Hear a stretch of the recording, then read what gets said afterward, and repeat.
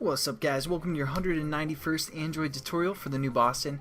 What we're going to do in this tutorial is we're going to use a seek bar to control the volume. Right now it's not programmed so you can still hear the volume. It's going to be two tutorials, and then we're going to basically wrap up our application, add some ads, put it on the marketplace, all that good stuff. So we're going to kind of go quickly, but not too quickly. All we're going to do is we're going to create an XML layout that has a seek bar, and that's under the form widgets.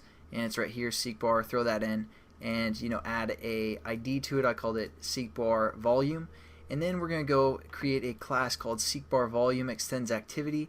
We're going to set up a seek bar instance and a media player instance.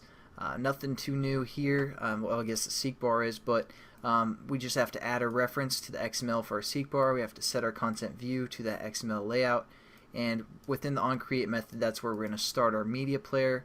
Again, I just referred to that background music RAR folder, that or RAR sound that we included in our project, and then I started it. I also added an onPause method that releases the sound. So nothing too new there. I hope you guys can set that up. And how we're going to handle our volume is through something called an AudioManager. So we're going to set that up above our class, and we're just going to say AudioManager AM, something like that. And what we're going to do is, after we add our imports, we're going to set up our AudioManager. We're going to set this equal to AudioManager, just the basic setup. And again, we're going to say get system context or system service, and we're going to refer to context dot audio service.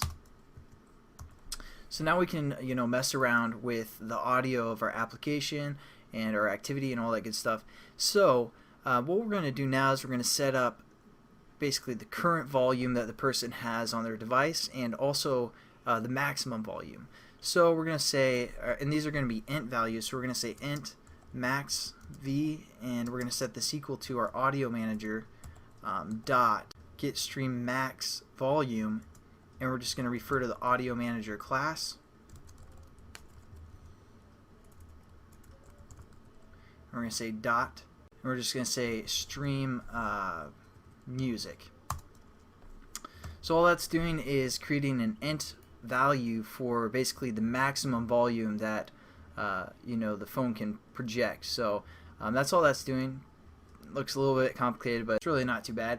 So then we're going to set up the current volume, so we're just going to say current v, and we're going to set this equal to, again, our AudioManager dot get system volume or stream volume instead of max volume, and we're going to again set this up to our audio manager class dot stream music as well,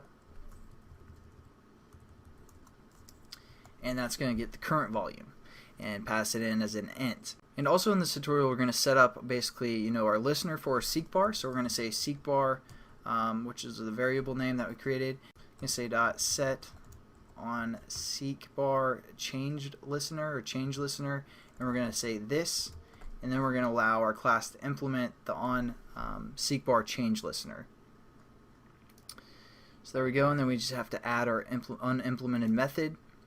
And as you can see, we have three of them: a progress changed, a progress start tracking touch, and a stop tracking touch, which we'll get into in the next tutorial. Again, I just want to make sure everything's set up, and I'll show you guys how we can use our seek bar to handle basically our volume. So I'll catch you guys in the next tutorial. Hope you have a good one, and see you then.